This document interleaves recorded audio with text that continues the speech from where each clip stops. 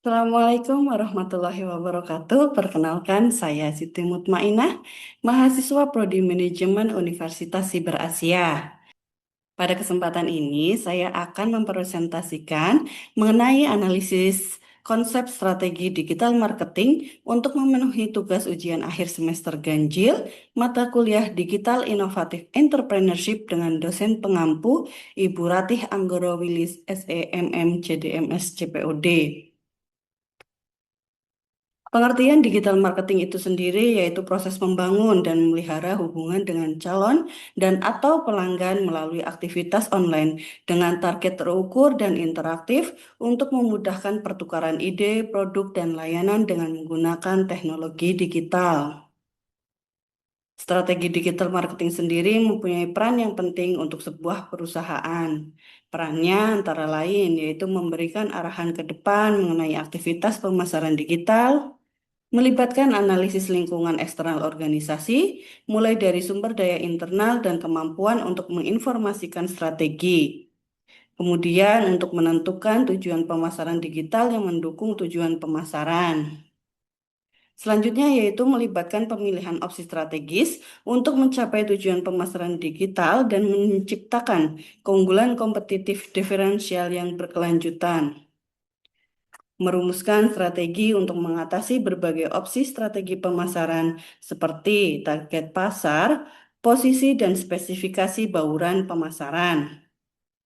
Selain itu juga untuk membantu mengidentifikasi strategi mana yang tidak mampu dikejar dan taktik pemasaran mana yang tidak cocok untuk diterapkan. Konsep utama digital marketing adalah customer centric, di mana semua strategi itu difokuskan pada kebutuhan, perilaku, dan preferensi konsumen. Strategi ini menggabungkan berbagai pendekatan seperti SEO, yaitu Search Engine Optimization. Ini merupakan teknik digital marketing yang bertujuan untuk meningkatkan visibilitas situs web di hasil pencarian organik mesin pencari seperti Google, Yahoo, atau Bing.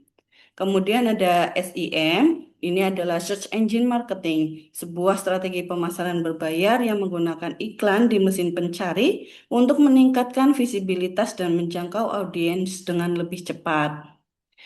Selanjutnya juga ada sosial media marketing. Ini adalah bentuk pemasaran yang menggunakan platform media sosial seperti Instagram, Facebook, TikTok, dan lain sebagainya untuk mempromosikan produk atau layanannya. Ada juga email marketing. Ini adalah strategi digital marketing yang menggunakan email untuk mengirimkan informasi, promosi, atau penawaran khusus pada pelanggan. Selanjutnya ada affiliate marketing. Ini adalah sistem di mana individu atau perusahaan mendapatkan komisi dengan mempromosikan produk atau layanan milik pihak lain. Para affiliate biasanya memanfaatkan situs web, vlog, atau media sosial untuk memasarkan produk. Selanjutnya juga ada strategi pay per click. Ini adalah model iklan berbayar, di mana pengiklan hanya membayar ketika iklan mereka diklik oleh pengguna. Contohnya adalah iklan Google Ads atau Facebook Ads. Kemudian ada konten marketing, merupakan strategi pemasaran yang berfokus pada pembuatan dan distribusi konten yang berkualitas untuk menarik perhatian dan membangun kepercayaan audiens. Selanjutnya ada influencer marketing, yaitu melibatkan kolaborasi dengan para influencer, yaitu individu yang memiliki basis pengikut yang besar di media sosial untuk mempromosikan produk atau layanan. Influencer memiliki pengaruh yang signifikan terhadap keputusan pembelian kepada para pengikut mereka. Tujuan digital marketing itu sendiri antara lain meningkatkan brand awareness dengan memperluas jangkauan dan memperkuat pengenalan merek secara global. Yang kedua yaitu mendorong konversi dan penjualan, di mana mengubah prospek menjadi pelanggan loyal melalui konten yang relevan. Tujuannya yang ketiga yaitu efisiensi biaya dan waktu, yaitu menjangkau target pasar yang lebih luas dengan biaya yang lebih efisien dibandingkan media konvensional. Tujuan yang keempat yaitu membangun hubungan dengan menjalin komunikasi dua arah secara personal dengan pelanggannya. Kemudian selanjutnya yaitu untuk fungsi strategi digital marketing, yaitu untuk menentukan arah, platform, dan metode yang akan digunakan. Kemudian memungkinkan penargetan spesifik berdasarkan perilaku dan data konsumen. Yang ketiga, menyediakan data real-time dan terukur untuk pemantauan pemasaran dan membantu menciptakan konten yang menarik sesuai dengan preferensi konsumen. Selanjutnya, mengapa perencanaan strategi marketing itu penting? Yang pertama yaitu untuk memastikan seluruh aktivitas digital sejalan dengan tujuan bisnis utama, memaksimalkan return on investment dengan berfokus pada saluran yang paling efektif, memastikan seluruh aktivitas digital sejalan dengan tujuan bisnis utama, dan memungkinkan penyesuaian strategi dengan cepat berdasarkan data analitik untuk hasil yang optimal. Pengertian dari SOSTAK yaitu kerangka kerja perencanaan pemasaran strategis yang dikembangkan oleh PR Smith pada tahun 1990-an untuk membantu organisasi menyusun, menerapkan, dan mengevaluasi strategi bisnis secara efektif. Metode ini terdiri dari 6 elemen utama. Yang pertama yaitu situation analysis atau analisis situasi. Pada tahap ini melakukan penilaian menyeluruh terhadap kondisi internal dan eksternal bisnis. Analisis mencakup demografi dan perilaku audiens, performa lalu lintas digital dan media sosial, analisis kompetitor dan kinerja website atau halaman populer, bounce rate, dan lain-lain. Kemudian ada objektif atau tujuan. Pada tahap ini menetapkan tujuan yang spesifik, terukur, dapat dicapai, relevan, dan memiliki batas waktu. Tujuan harus sejalan dengan tujuan pemasaran dan bisnis secara keseluruhan.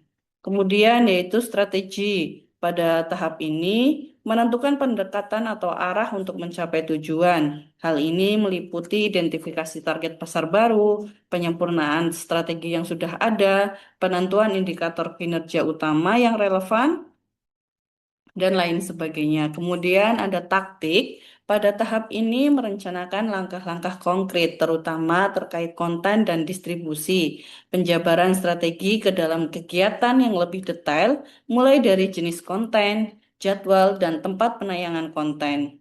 Penyesuaian konten untuk berbagai segmen audiens, perencanaan media, dan platform yang digunakan. Kemudian, action atau aksi adalah implementasi dari strategi dan taktik pelaksanaan dari rencana yang sudah disusun, meliputi penentuan penanggung jawab dan timeline, penyiapan sistem, proses, dan alat yang digunakan, evaluasi kapasitas internal, dan kemungkinan kerjasama dengan pihak eksternal apabila diperlukan. Kemudian yaitu kontrol. Kontrol dan monitoring adalah melakukan pengawasan dan evaluasi berkelanjutan untuk memastikan strategi berjalan sesuai rencana, pemantauan KPI secara konsisten, pengambilan data berkala untuk analisis perbandingan, pengujian pengguna, dan optimasi pengalaman. Selanjutnya, saya melakukan analisis strategi digital marketing pada bisnis Migacuan. Migacuan merupakan bagian dari PT Pestapora Abadi yang didirikan oleh Haris Kristanto di Malang pada tahun 2016. Hingga 2021, perusahaan ini telah memiliki 54 restoran di Indonesia dengan dominasi pasar di Jawa Tengah dan Jawa Timur, dan terus berekspansi ke Pulau Jawa dan Bali lainnya.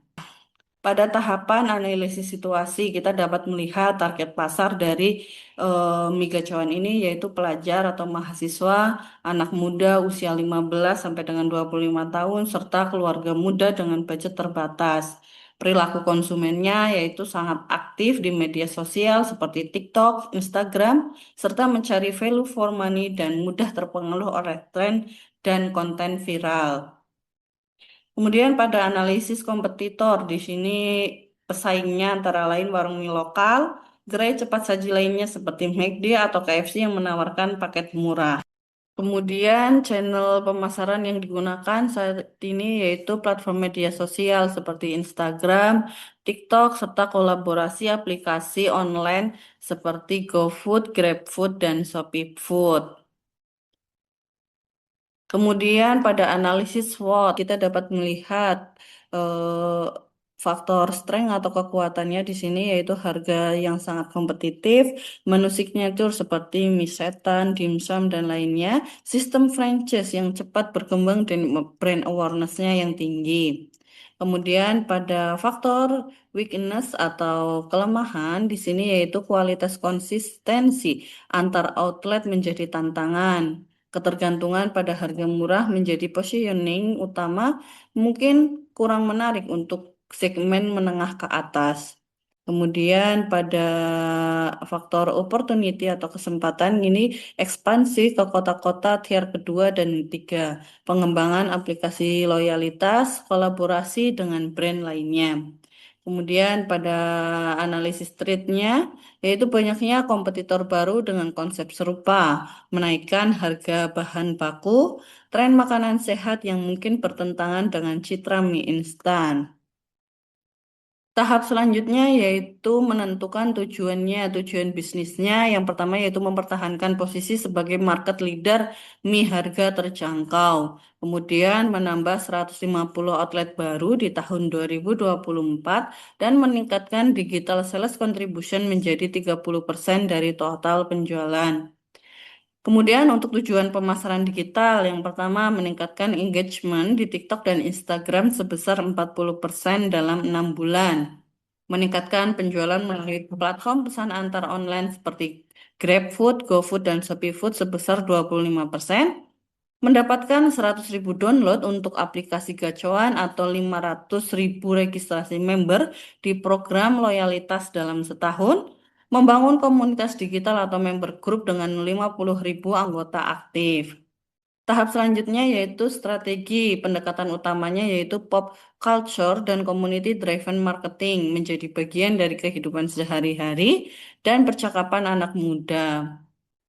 Segmentasi dan targetingnya, segmentasinya yaitu konsumennya adalah pelajar dan mahasiswa. Target utama yang aktif di TikTok atau IG, karyawan muda yang mencari makanan yang cepat dan murah, dan keluarga muda yang mencari tempat makanan yang ramah di kantong untuk sekeluarga.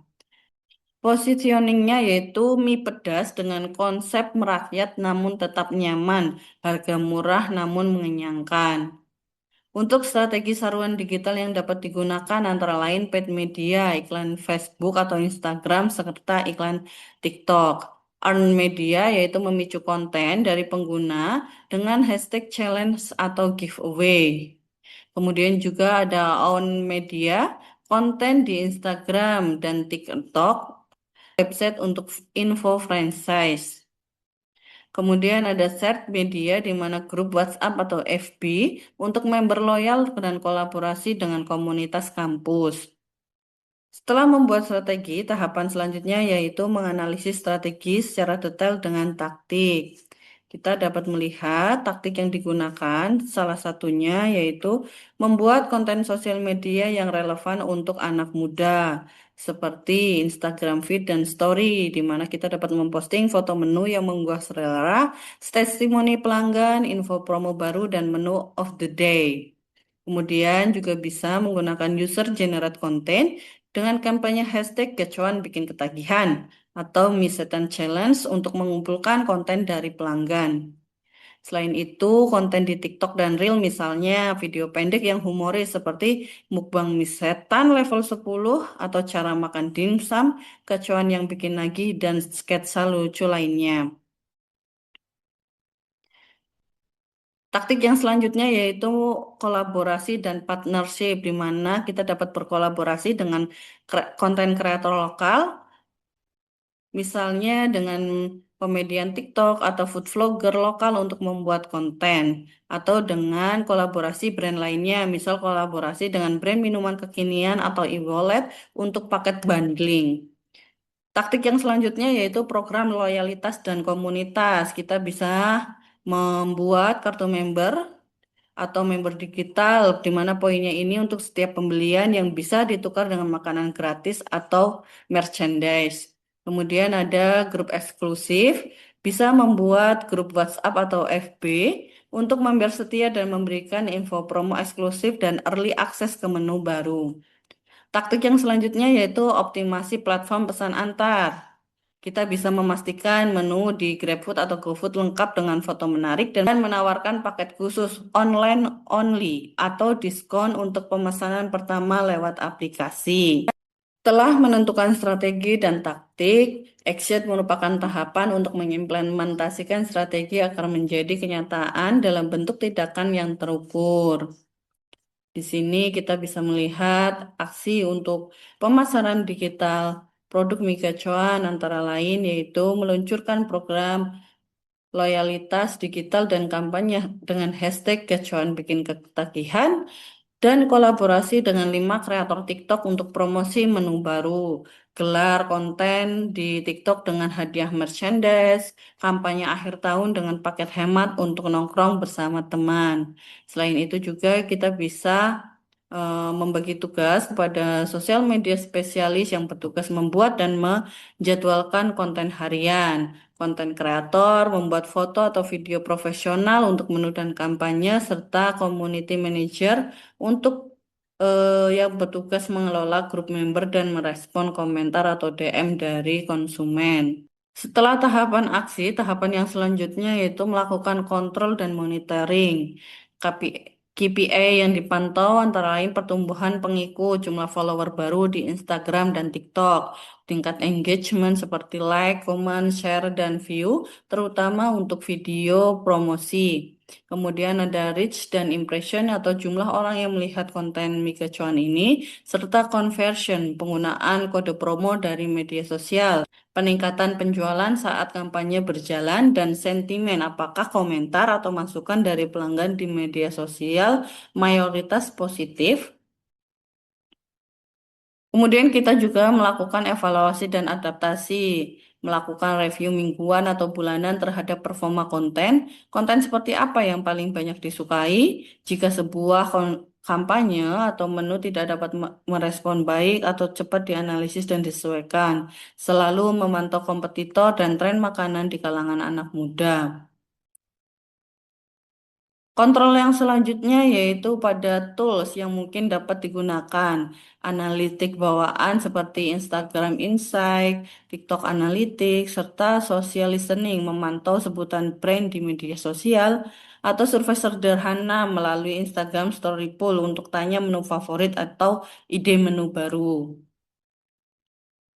Kesimpulannya, keberhasilan strategi pemasaran Megacuan dalam menarik konsumen milenial dan Gen Z didukung oleh beberapa faktor, yakni inovasi produk yang disesuaikan dengan selera generasi muda seperti varian rasa pedas, topping unik, dan penamaan menu yang kreatif. Penetapan harga yang sangat terjangkau selaras dengan daya beli pelajar dan mahasiswa, menciptakan nilai ekonomis yang kuat di mata konsumen. Pemilihan lokasi outlet yang strategis di dekat kampus dan pusat keramaian memudahkan akses serta memperkuat kehadiran merek di lingkungan target. Promosi digital yang aktif dan relevan seperti kampanye media sosial, kolaborasi dengan influencer, dan tantangan viral menciptakan keterlibatan tinggi serta mendorong viralitas merek. Berikut beberapa rekomendasi untuk meningkatkan strategi pemasaran digital untuk Mega Cuan. Yang pertama yaitu dapat membangun aplikasi loyalitas yang solid. Saat ini banyak bergantung pada platform pihak ketiga seperti GoFood, GrabFood, dan ShopeeFood. Aplikasi khusus dengan fitur order ahead, poin, dan promo eksklusif akan meningkatkan retensi pelanggan. Rekomendasi yang kedua yaitu tingkatkan engagement dua arah. Tidak hanya memposting, tetapi aktif berinteraksi di kolom komentar, menjawab DM, dan membuat konten berdasarkan request pelanggan. Rekomendasi yang ketiga yaitu data driven menu development. Gunakan data dari media sosial dan penjualan untuk mengembangkan menu baru. Misalnya jika banyak request level pedas baru atau rasa dimsum yang baru. Rekomendasi yang keempat yaitu eksplorasi konten edukasi dan behind the scene. Selain konten liburan, buat konten yang menunjukkan proses pembuatan dimsum atau standar kualitas untuk membangun kepercayaan pelanggan. Rekomendasi yang kelima yaitu offline online integration. Buat event offline kecil di outlet-outlet menu seperti meet and greet dengan kreator atau makan gratis untuk 100 customer pertama, lalu dorong dokumentasinya untuk dapat dipublish di media sosial secara online. Demikian yang dapat saya sampaikan. Mohon maaf apabila terdapat kesalahan. Terima kasih.